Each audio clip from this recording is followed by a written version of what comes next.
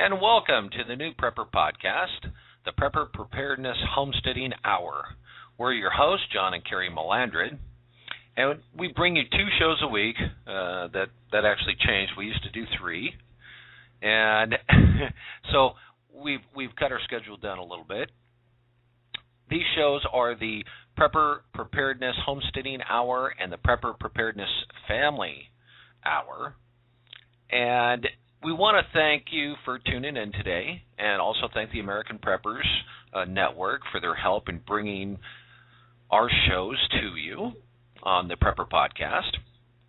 If you don't know about the American Preppers Network, you can check them out at www.americanpreppersnetwork.com.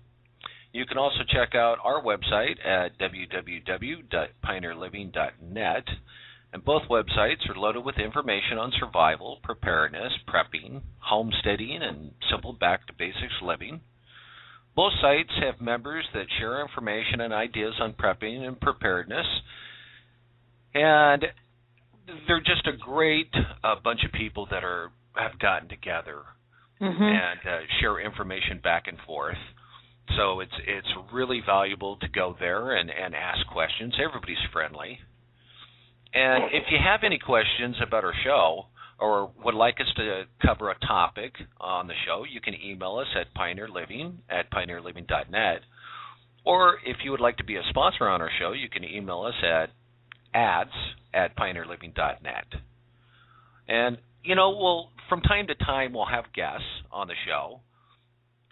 And if you would like to be a guest, please email us at pioneerliving@pioneerliving.net. And if you choose not to be a guest, that's okay, because we have now started a little program on calling people randomly. If we're talking about one subject, then you just give them a call. And I think that's kind of fun and would be interesting to our listeners out there. And so our shows aren't necessarily normal shows. We hope they're informative. And actually you learn something instead of like some other hosts that just blah, blah, blah. Okay, let's get on to learning something. Today, let's just talk a little bit about dehydrating fruits. A lot of people, ask about it, and the best way we have found is, if you have a dehydrator, or if you want to do a sun-dried, then you can also do that, and you just use cheesecloth and put it over. We take and actually have a wire grate, and we put cheesecloth down. Then we can take and put our fruits, put a layer of cheesecloth, and then we just hold it down. And that's great for sun drying. It doesn't take any electricity or anything. Right. I think it's a stainless steel wire grate, food grade. Yeah. Yeah. You don't want to put it on aluminum. And of course, if you're in the city or something like that, then you can just use a commercial dehydrator. And then a lot of people will ask, well, wait a minute, how do you make that fruit look like when you buy in the store in those packages? And that's pretty simple. What they do is they take it's like a box or even like a smoker, and they actually put it in there, and they put just a little bit, like a teaspoon of sulfur, and they burn it to where it's just burning and fuming real slowly. And that way it actually preserves the outside. And so then you get that fresh look. Right. We don't really care about fresh look as long as it tastes good. No, we just pretty much peel and slice our fruits and throw them on the dehydrator, whether it be the sun or the electric, and as long as it tastes good, it doesn't matter what it looks like. Yeah, well, that's it. Unless you're going to give them away as gifts, some of your dried fruits and whatnot, then you might want them to look a little prettier. But we're not all that fancy. Yeah. And then some good news, for us anyways. We received a box of raw green olives, 20 pounds. And it was actually from Chaffin Family Orchards. Chaffin. Mm-hmm. And we thought, okay, this is going to be a really great kind of like family project. Teach you a little bit about Mediterranean. Olives are really good for you anyways. Right, and now we're going to have to, since we have a raw box of olives, figure out how to cure them. Yeah. I've never done it. I mean, this is totally new, but it's kind of exciting, and it'd be a little fun here on the homestead.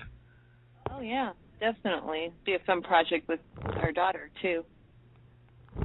Well, yeah, and just make it a family project.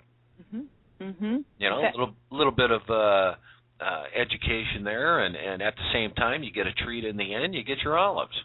That's right. And we could probably go into how to cure them and stuff. We've been actually looking into it, and I don't know if we'll actually get to it on this show. I'm not really certain. We might want to take and post that up, though. But we'll get to that. What I'm really interested in is, why don't we take and just go ahead and go to an early commercial break, and then see if we can get the producer to take and get that orchard online and just surprise them. Oh, you want to call Chaffin Family Orchards right now? Yeah. Somebody there? Well, why not? That'd be good, because we need to know a little more about these olives that we received. You know, we know a little bit about their website and whatnot, but now we need to know about these raw green olives. So yeah, let's do that. Let's break, and I'll get a hold of the producer and tell him to get them on the line. Yeah. No, that sounds like fun. So everybody just stay right there. We're going to go ahead and go to an early commercial break, and we'll get them on the line, hopefully, and we'll be right back.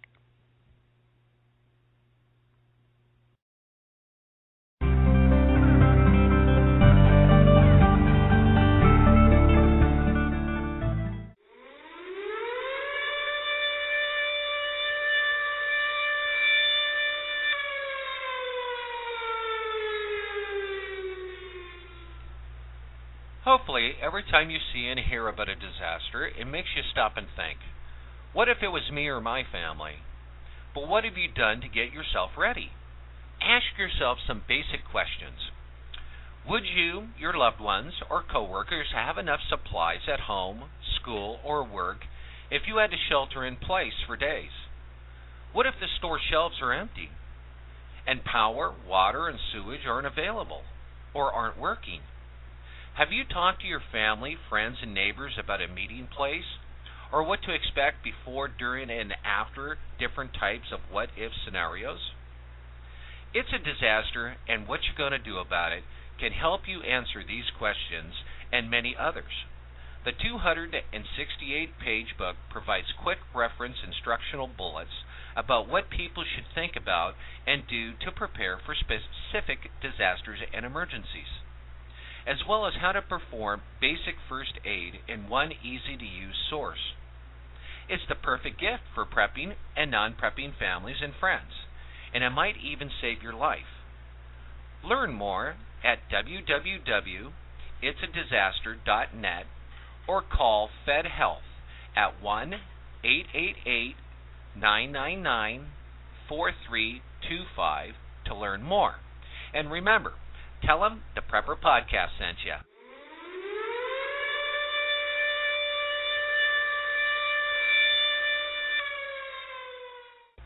At the Ready Store, they offer emergency preparedness solutions to individuals, families, businesses, and communities at prices you can afford.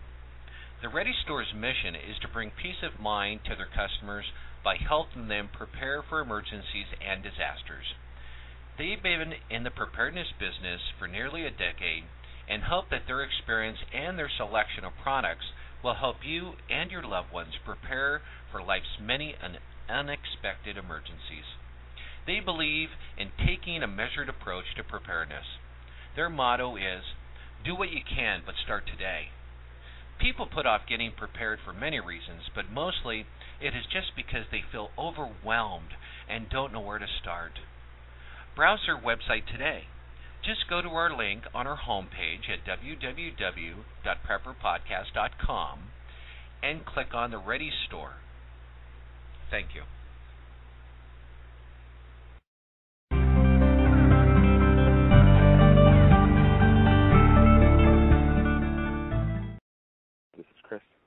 Yes, Chris. This is John and Carrie Melandra with the Prepper Preparedness Homesteading Hour. Hey, how are you guys doing? Pretty good. How about yourself? Doing well. And we wanted to talk to you a little bit about your farm, your orchard. Uh-huh. Do you have time this morning? Absolutely. Yeah, Great. yeah, that'd be great. Great. Can you tell us a little bit about your orchard and the background behind it? So basically, the farm was started a little over 100 years ago.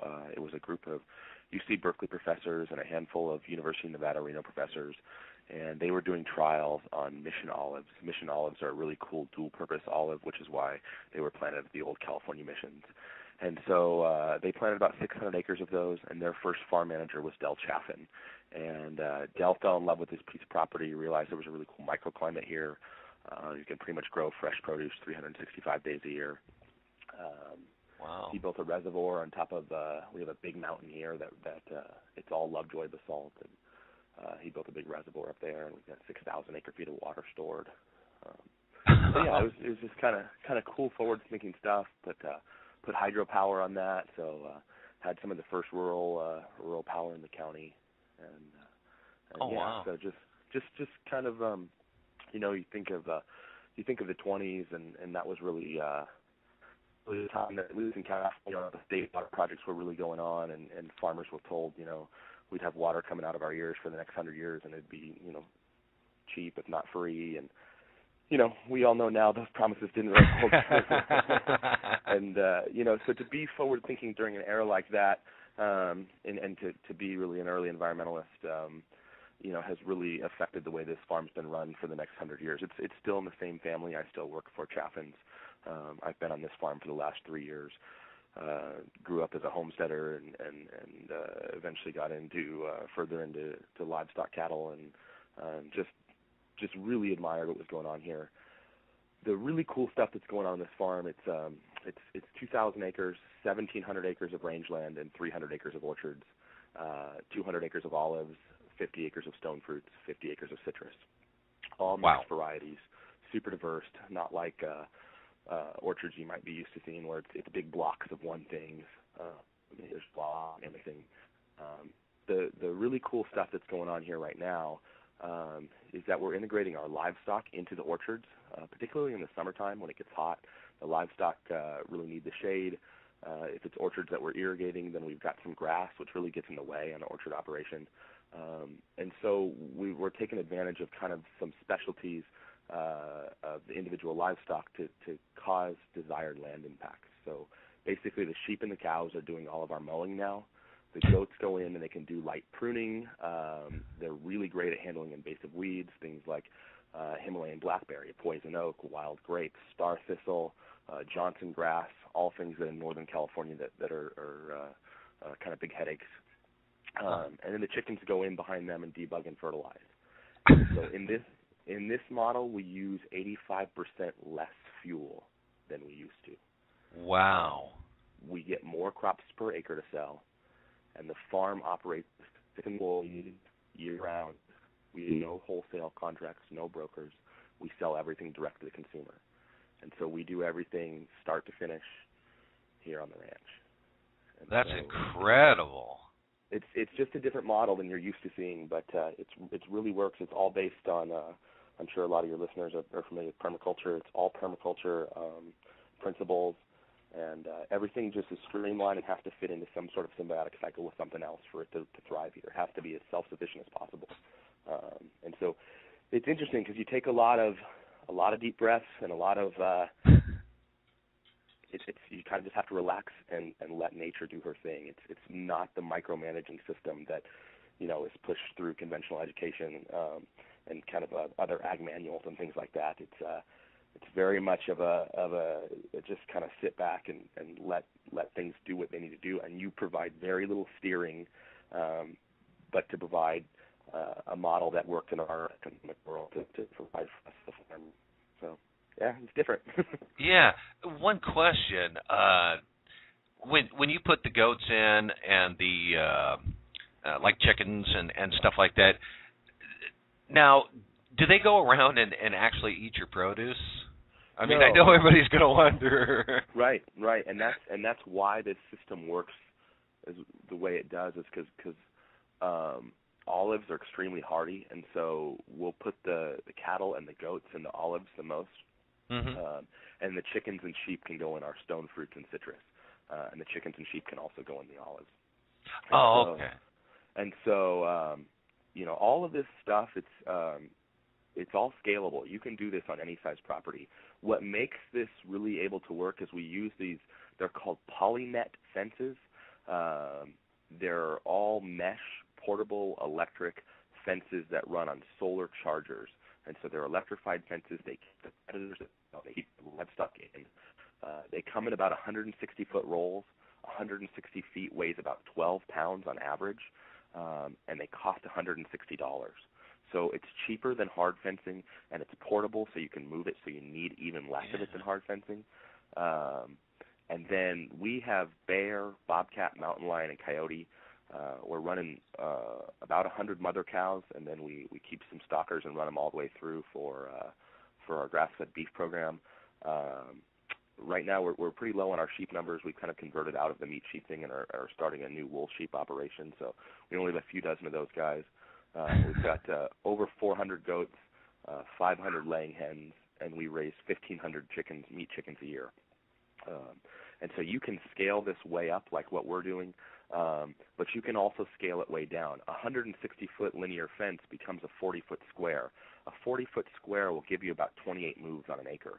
So if you're moving once per day and you're moving everything day, you'd have all a month of rest before you got to that first cell and impacted that land again. If you were moving once a week, you'd have over half a year. And so you can really blend the art and the science there of grazing and tailor it to your species, your amount of feed, the stocking densities that you want to have the impacts that you need. And you can do this anywhere in the world. So it's pretty cool. Wow, that is impressive. Yeah.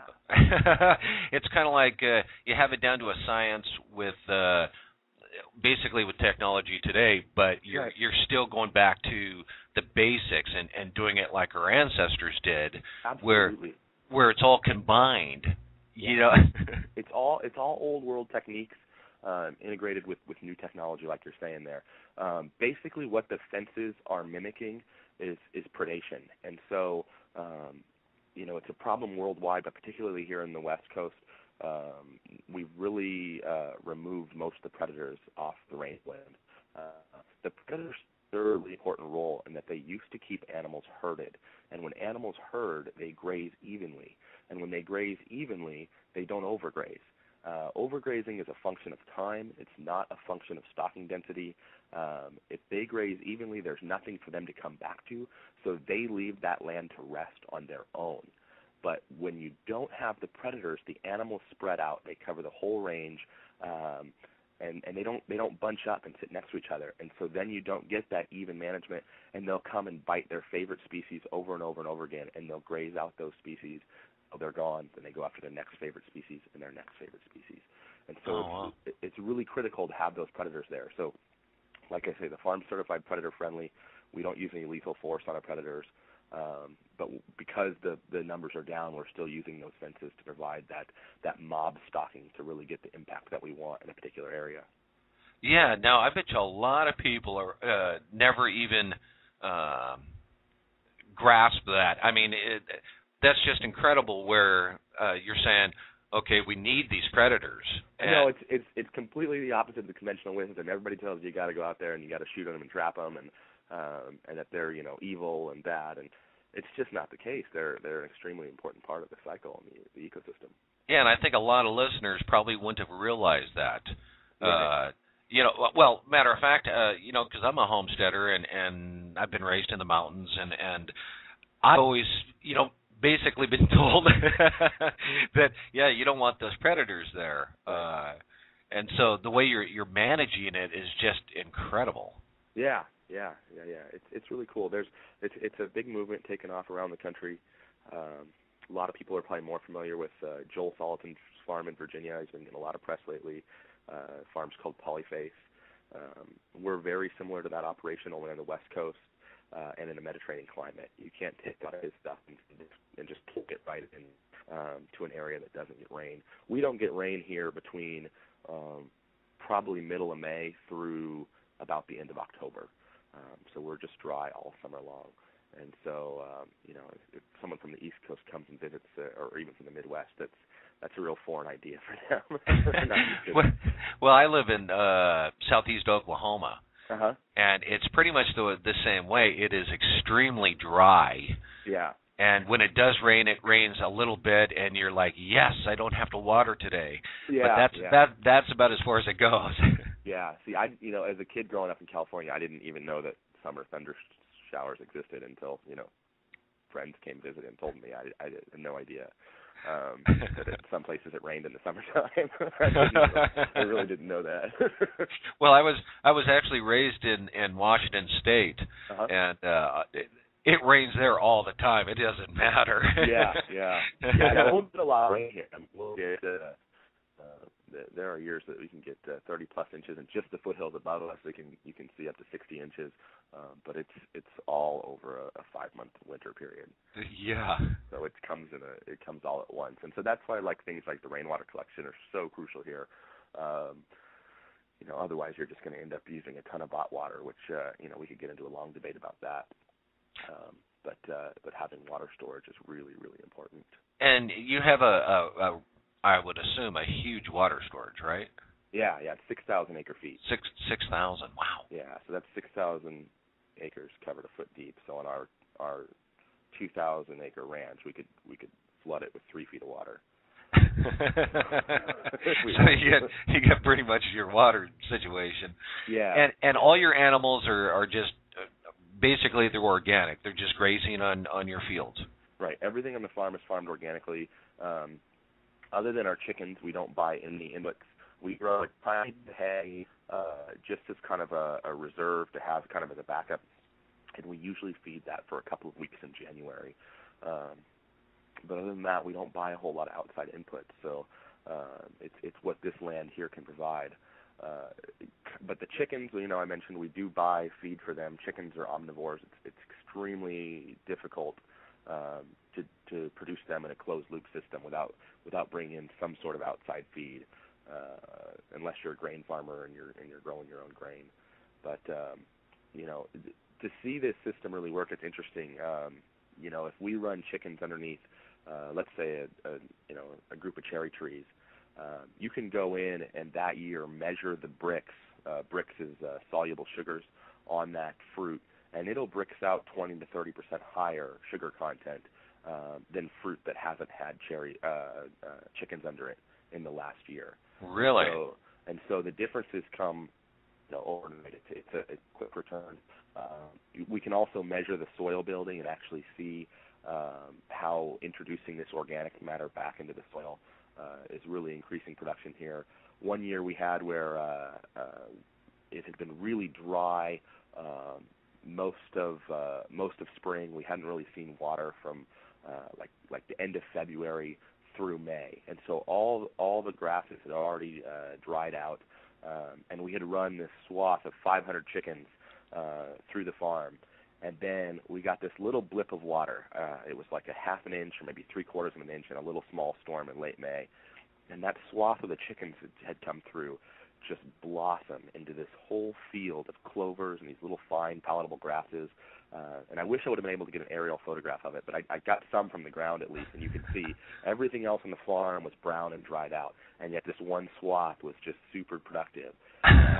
And so to see that you can actually build in the ability to hold water, there's organic matter from that manure. Organic matter is the smallest particles in your soil profile, which means they have the most surface area, which means they hold the most water. They're the strongest sponge that you've got in the soil.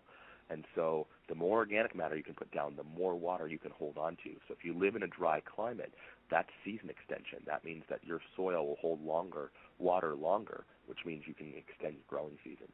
So, it's very powerful. Yeah. No, that is incredible. I mean, that's a lot of good information. And what all do you sell to the general public, and then what do you actually ship out? We want to know. We do a wide variety of things here. So we've got the stone fruits and the citrus. So we've got one crop in season year-round. One thing rolls into the next all through the whole year. So we do apricots, cherries, nectarines, peaches, avocado, persimmon, pomegranate, mandarins. A lot of people call them tangerines, oranges, grapefruits, and lemons. And so yeah, literally one thing goes to the next. We also have all these really old-fashioned varieties. We haven't planted orchards since the 40s and 50s. So all of our trees are all these 50-year-old trees. They're all these super old-fashioned varieties. So we're pulling from this palette of flavor back from when fruit was designed for taste, not for shipping ability. Yeah. And so we've got all these heirloom varieties. Slow Food has put together an endangered list, and we've got a lot of their kind of poster child fruits on there. Blenheim apricot getting harder and harder to find. Suncrest peach, if you've ever read the book Epitaph for a Peach, it was a New York Times bestseller by David Masamoto. He and us are the last two major growers of that variety, Suncrest. Fay Alberta peach is getting harder and harder to find. Mason olives, we make olive oil from, are now on that list. Those are 100-year-old trees. Oh, wow. And then the Duke avocado. The Duke avocado were the last major grower of that variety. And so all of those are available to the local market. We do 8 farmers markets. We do a couple CSAs. But then we also do some online sales, and we limit that to things that ship okay, might require a little bit extra padding, but also things that people can't get in their local community, maybe from their local farmers if they're not in a Mediterranean climate. And so the main things that we ship are olive oil, which this year we put up, we thought would be a year's worth of olive oil. Some bloggers got a hold of it, and we sold out of that in 3.5 months. So we haven't had olive oil since May. And so we're doing something different this year. We have a big crop. It's the first time we've seen a decent crop of olives in probably about a decade. A lot of that has to do with the weather being warmer in May. It makes the pollen sterile. So I don't know if you talk about global warming or whatever the theory. The reality is that May has been getting warmer every year, and the trees, even though they set a good pollen, they're not pollinating. They're not fruiting. But this year it was a cool May. We had a really nice fruit set. And so we're doing something different. If people want to sign up for a gallon of olive oil, they can do that on our website. It's www.chaffinfamilyorchards.com. And for $40 basically, plus the shipping, which I think we've got a flat rate deal going on shipping, you can get a gallon of olive oil shipped to you in January, and you pay for it now. It gives us the cash flow up front to help get it picked and pressed, which is really costly. Yes. And then gets it to you. That's basically our break-even price, but we want to make sure that we get the crop utilized and it goes to good homes. The Mission olive oil is known for being really, really mild and buttery, and then we go the further step of late harvesting it, which makes it milder. Do things like mayonnaise with it. Instead of using vegetable oils, you could actually use an olive oil and make your own mayonnaise. It's great for dressings. A lot of people saute it with it and make eggs and stuff in the morning with it. It's a nice, affordable table olive oil that's still extra virgin, still farmed organically, and probably not something you can get in your local community from a local farmer. Also, we ship the olives. Right now it's green olive season. Every olive that you've ever had come out of a can, whether black or green, started as an actual green olive.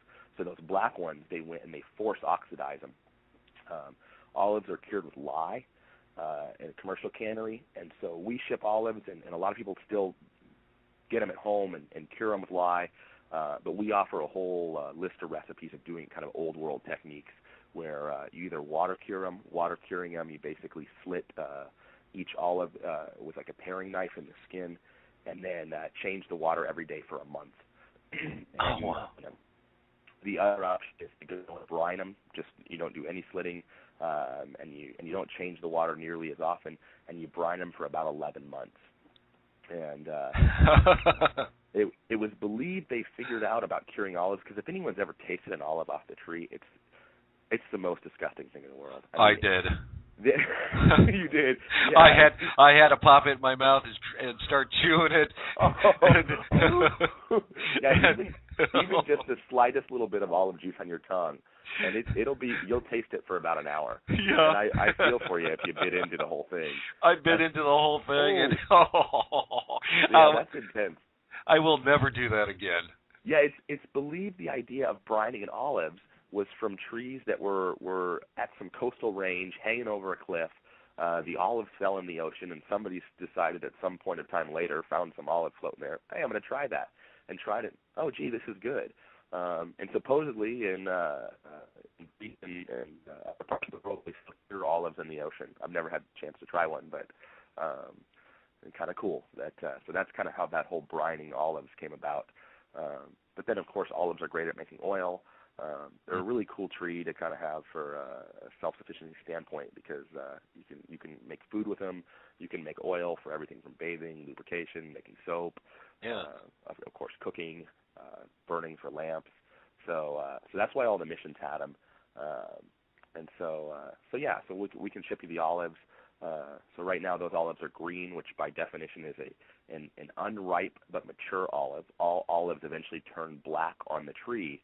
But if you try to cure them when they're black, most of the curing techniques make the olives soft and mushy. And so if they're already ripe, then they're already kind of mushy.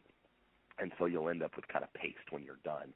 So that's why most people start with the green olives. There are some black olive curing techniques, but usually like using rock salt or something like that. It's different than a liquid cure. I've never liked black olives. Yeah, it's they taste say rotten that. to me. They a lot taste, of people say that. They're real. They just taste kind of rotten, or I don't know. I can't stand them.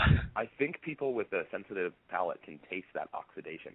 They basically they use some there's some metallic compounds they put in there, something zinc oxide or something like that, and then they also basically put a big giant fish tank bubbler in the bottom of a big vat of green cured olives, and they let that bubbler run overnight, and it turns all those olives black. Oh, wow. So all those olives you see on pizza or you stuck on the end of your fingers as kids, those are all really green olives when they started. Yeah, and that's what I read, but I just can't stand the taste. Yeah. I always like just green olives, and then now and then I'll get ones that are stuffed with like garlic or pimento. You can do it at home. You can opt out of that whole $12 for a can. And you can start making your own really cheaply.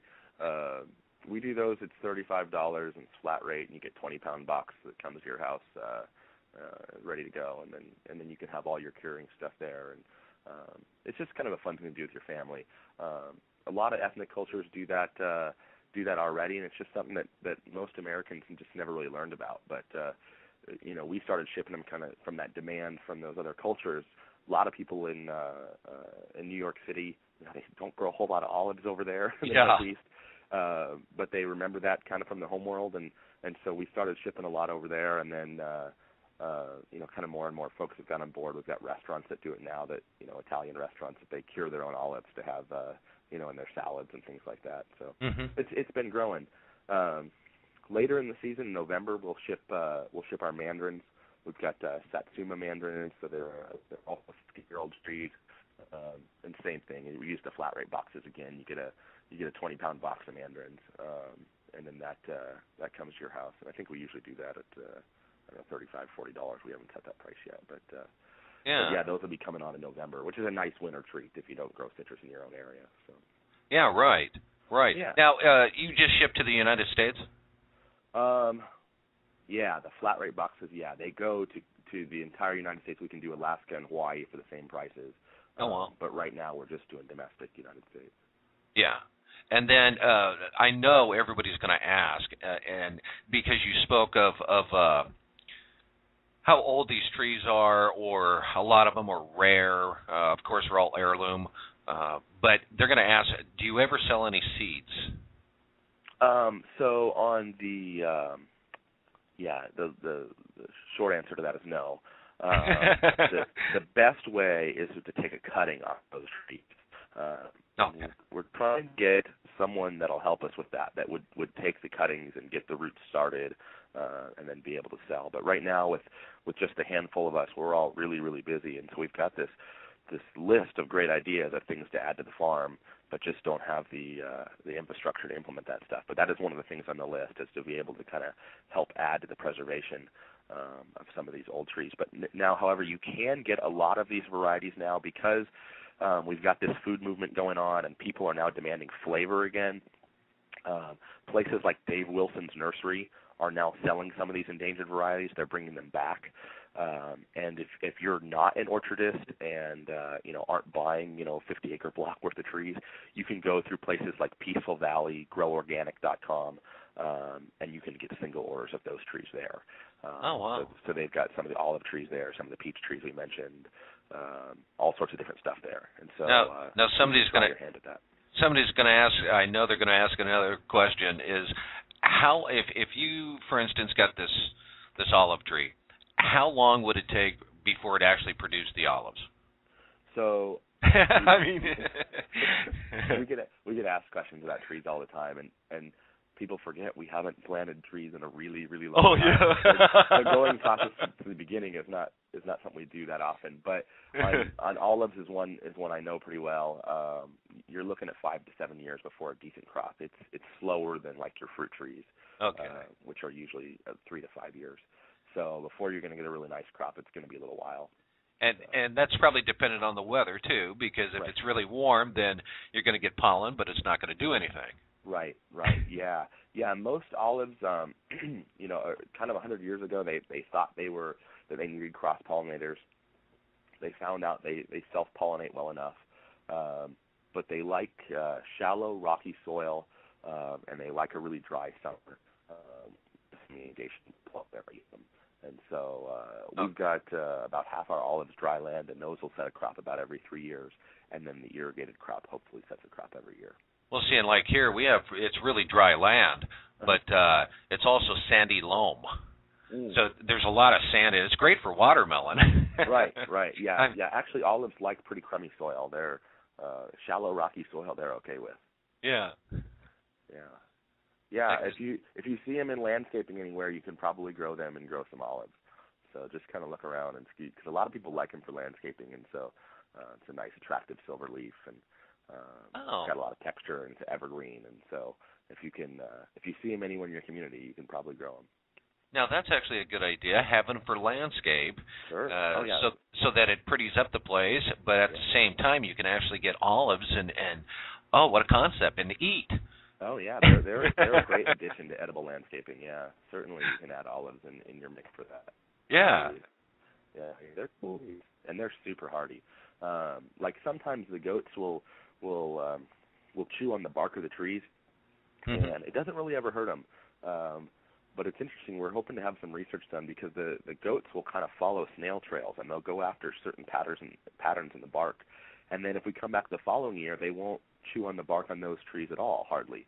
And so we think there's some sort of either bug or mineral compound or something in the bark that they're going after. And so that's just kind of our regular everyday life, is we kind of get to kind of witness some of these things and get to ask questions, and sometimes we get to figure them out, and other times we get to wonder. But that's what we've been wondering about for a while, because sometimes the goats will go way out of their way to clear to kind of clear a spot and go after something. Goats are amazing under any sort of forest, or here our simulated forest is of course an orchard, but they're amazing forest animals. They're really cool because they actually find most of your palatable grasses that your other ruminants like sheep and cows would want to eat. And they just pretty much go after your brambly brush stuff. Again, I mentioned some of those, poison oak, blackberry, those are the things that we're dealing with here. But they'll clear out all of those ladder fuels. And so then when a fire comes through, the fire stays in the grassland. So the goats go through and selectively clear that whole middle section of all the brush stuff. They open up that forest floor. They let the forest breathe again. They can clear about 5 feet tall, because goats, by technicality, are a biped, which means they can walk on 2 legs. They can click their hips forward and stand up erect and walk around. It's really creepy to see them do it when they are kind of walking around doing it. A lot of times they're leaning against a tree doing it. But they can actually, if they choose to, kind of walk around completely erect like a person. So they can clear as high as they are long. And so that's usually 5 or 6 feet. So they can't really do a lot of damage to the high canopy of the trees. So you still may that healthy canopy, and again, you leave a lot of that grassland behind, and then you have that nice middle section get opened up. And if you get your stocking density right, we can do that on a piece of ground in about 48 hours. So we'll build a pen usually that's a couple acres, put 400 or 500 goats in there, of course have it cleared out, and then every 2 days, every other day, we're building another pen in front of them. And then you just lay down one part of the pen and call the goats in, and all the goats move forward. And then we also run guardian dogs with our sheep and goats, and those help protect from our predators. A lot of times we're moving right through the territory where our mountain lions bed down, and between the guardian dogs and the fences, we don't have any losses. We can get those fences up to about 10,000 volts, and we'll do that in places where the predators are at.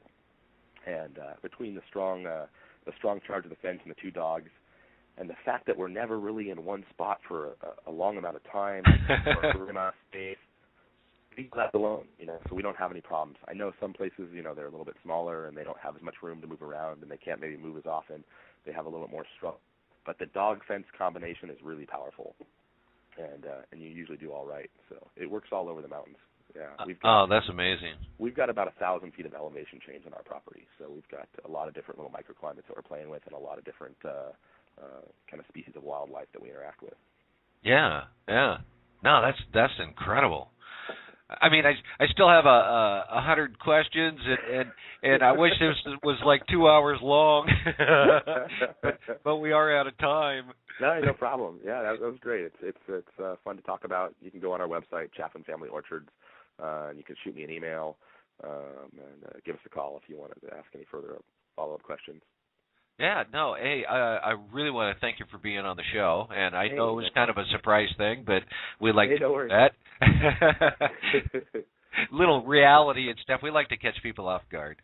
Sure. No problem. All right. It was great talking to you, and you have a great day. You too. Thanks, John. Thank you.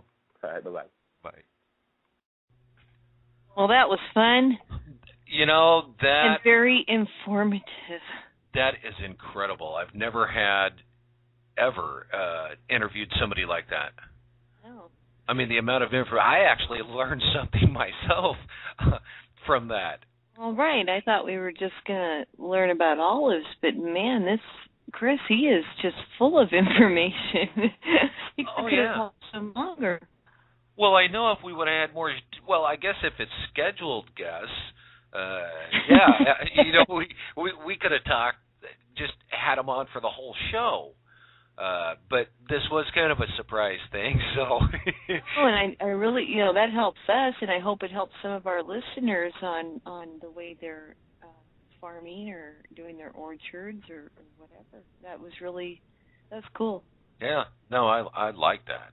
That was really incredible. and we have about 15 minutes, I think, left. And I don't know. I'd probably wouldn't be long enough to really talk about olive curing and. But a lot of people think that we're weird or it's really funny how we research what we eat, because we do. We like olives, and that's kind of a food that you're just going, huh? I mean, a lot of people not like that. But anyway, it really bothers me so many times in my conversations with different people around the community. I often mention, we grow our own herbs. And there's so many people that look at us funny and they say, well, what kind of herbs? And then they smile or they giggle, and it's like, what do you mean? And my response is always, of course, culinary and medicinal herbs. What do you think? Yeah. And they still just kind of look at you funny, like they don't know what the word culinary means or medicinal, or I don't know. It's just weird. I'm thinking, what's that blank stare in your face? And then they still walk away from me. It was like the other day, somebody at work, I'd mentioned something and they gave me this blank stare, like, what do you mean? And I'm like, well, our basil, it's like, fine, so and 3 or 4 feet off the ground. Maybe 4 feet's an exaggeration, but, 2 to 3 feet off the ground. And they still look at me like, basil? Well, yeah, it's, something you cook with. It's a spice. One of my favorites. But it's just funny, and I think it's just, I think it's weird that people, I don't know, they just look at you funny if you grow your own herbs, and I find it very interesting that the word herb, to a lot of people these days, they refer to it as weed. Yeah. Pot, whatever. and it's just like, I always thought this was funny growing up when my grandmother, my mom and dad would say, gay? Well, what do you mean? What are you talking about, gay? Because in my grandmother's day, gay meant happy. Yeah, so people perceive things differently. Well, and probably dependent on what part of the country, too. But I just think it's weird, and how do words and meanings of words change, and everybody gets accustomed to that. And I just think it's weird. But anyway, got a little off track there on about us researching what we eat, and I don't know, just certain little things bug me about that. So I just had to get that off my chest. That I don't understand why people look at me. Yes, you get off track some. Yeah, I know, and we are weird, but that's okay. But anyway, we do love olives. We did receive a 20-pound box of these raw olives from Chaffin Family Orchards, and we thank them for that. And we wanted to know the health benefits of olives. We also need to know how to cure them. And so we're going to extend on the information that Chris gave us when we called him. Yes. And he was so gracious to share with us. We're going to also share a little more information about the olives with you. We're going to be starting our family project this week, curing the olives. It doesn't seem too difficult. It's more of a patience thing, it sounds like, and time. It takes a lot of time depending on how you do it. Like Chris said, you could have it done in a month or 11 months, depending on how you do it. So it's like, okay, well, this is going to be fun. Well, or I guess if you want to, if people wanted to use lye, to do it, stuff like the commercial people, just to do it up fast, but I wouldn't. I'd rather have it the old technology, the old way. Right. And so, it takes a lot of time, and it's kind of a pain in the ass, but I like olives. That's the only reason why we don't have olive trees here, and so I wanted a box of olives. I think the challenge for us will be to remember when we're supposed to change out the brine and rinse and redo your brine, and we'll. Yeah, it's kind of like feeding my sourdough bread, and sometimes I forget. And then we have to have patience. When we do our pickles, you want to wait about 5 to 6 weeks, for. I know. To try your pickles instead of dipping into them. That's hard to do around here with the pickles. Or the pickled okra that we do. Pickled okra. It's no different than when my dad was a kid and he would sneak down to the basement and get my grandma's sauerkraut and sneak in those little vats before it was ready. And she used to get so mad. But, sometimes it's hard to wait.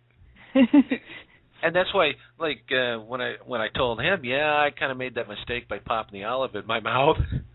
Oh, my Lord, you don't want to do that until they're cured. And so I get impatient. But just like he was talking on, you need patience on working your farmer orchard and just sometimes let nature do its work. And that was beautiful, I thought.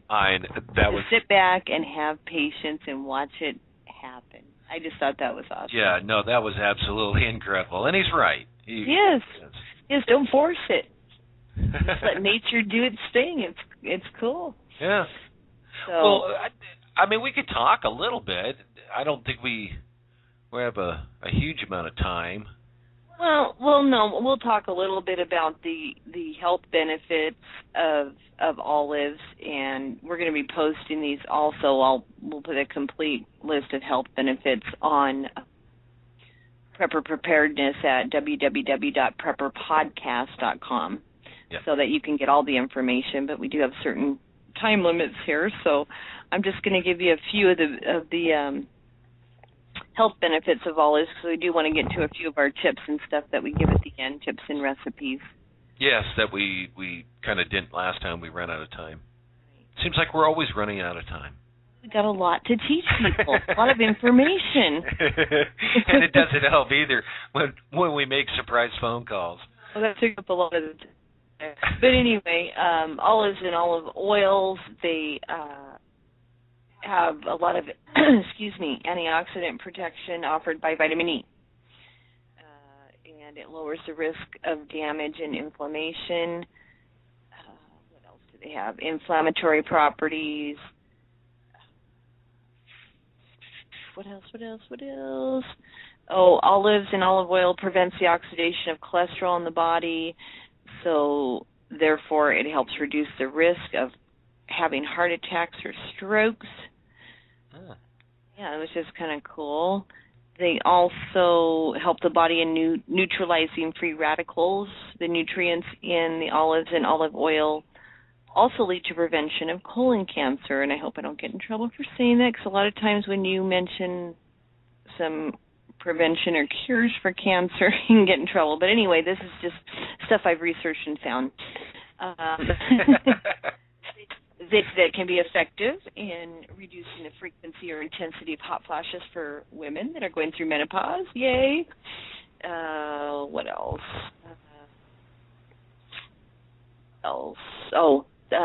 People that consume olives or olive oil are at lesser risk of developing diabetes at later stages in life. This one I liked. Good quality of olive or olive oil contains natural chemical that acts like a painkiller. Really? And that was something that's always been on my little list, is find natural painkillers in the event that you, couldn't get to the doctor, or you just want to self-healing techniques and whatnot. So that's kind of cool that I learned that on olives. It's been known to be beneficial to people suffering from asthma, rheumatoid arthritis, osteoporosis, problems, constipation, and diabetes. So, there's just a few of the health benefits of olives and olive oils. And I think that's, and like I said, we're going to go ahead and post a little more information on that, as well as the different ways that you can cure the olives. And I guess right now Chaffin Family Farms does have the olives available. And then he also mentioned about you can put pre-order for your olive oil too. Yeah. So it's fresh and all virgin olive oil right there on the orchard. Yeah. That's cool. We'll have to get in an order for a gallon. I know. I was thinking the same thing. Definitely. Not only the medicinal properties, olive oil is just good. Well, and it's organic, it's heirloom. Like you said, to cook with or make your mayonnaise with. Yeah. Definitely we need to get some of his olive oil. So, again, instead of recipes, we're going to give you a few tips. Last week we only had time for the iced tea tip. Yes. And we got a tip on how to do hard-boiled eggs without having them sit on the stove and be at a hard boil for whatever the time limit is, 10 minutes or 7 minutes or whoever, I don't know. Everybody has their different limits on that. But you don't need to boil it that long. And so this saves not only electricity or fuel or whatever your cook stove is when you're boiling your eggs. Is all you need to do is put your eggs in a pan, fill it with cold water, and turn on the heat. And once you bring it to a rapid boil, you immediately turn off the heat, cover the eggs, let them sit for about 17 minutes. Run them through cold water like you do normally, pour off the hot water, and you are going to have perfectly hard-boiled eggs without boiling them for all those minutes. And this really does work, and the one thing that we've had a hard time trying to find is how can you peel your hard-boiled eggs? Well, especially fresh. They're from fresh chickens, because they're harder to do. I always found, I got to put them in the refrigerator for a day, and then I might be able to get perfectly, peeled hard-boiled eggs. But no. This is easy. When you do your hard-boiled eggs this way, you soak them in cold water for just a little bit. You can start peeling them right away, and they peel beautifully. Yeah, nice and easy. Yeah. The other thing that we learned from one of our friends in the area is that you can use mustard to tenderize steaks. And so I said, mustard? Yeah, just slap some mustard on it, brush some mustard on both sides before you put it on the grill, and you don't have the mustard taste or anything, but it actually tenderizes. So we said, okay, let's try this one. Especially we're soaking it in, a marinade and tenderizer and salt and all this stuff, and it's like, wow, it worked. We did it, and it worked. So you just brush mustard on your steaks, slap them on the grill, cook them as normal. You can season them, to however you want to season them, put barbecue sauce on, however you do your steaks. But the mustard does tenderize, and they were great steaks. So. No, they were fantastic. And, we used actually pretty nice steaks to begin with. I mean, they weren't like T-bones or something like that. But I would assume if you went out and got the cheapest garbage steak that there was that's, guaranteed to be like chewing on leather and tried it, it would tenderize it, but I wouldn't know how much. Right. And so, use halfway decent quality steak, people. Don't be emailing instead and saying, hey, it did work. I'm just saying, depends on probably the steak too, but it did work. I didn't think it would, but it actually did a good job. Yeah, these are expensive. They were store ones, I think. Yeah. They weren't ribeyes or T-bones or anything like that. They weren't expensive cut. Yeah, and you wouldn't have expected it to be that tender, but it was delicious. And it didn't leave any mustard taste either. Nope. Matter of fact, you couldn't even tell that we put mustard on it. So. Nope, not at all. Not at all. Yeah. So there's a couple tips for you. I think we're just about out of time. We can sit here and count down the seconds. Because we got a whole bunch more to talk about, but we're out of time. So we hope you learned a lot, and thanks for joining us. And tune in here in a few days for our family hour, and otherwise we'll see you next week. Have a great day.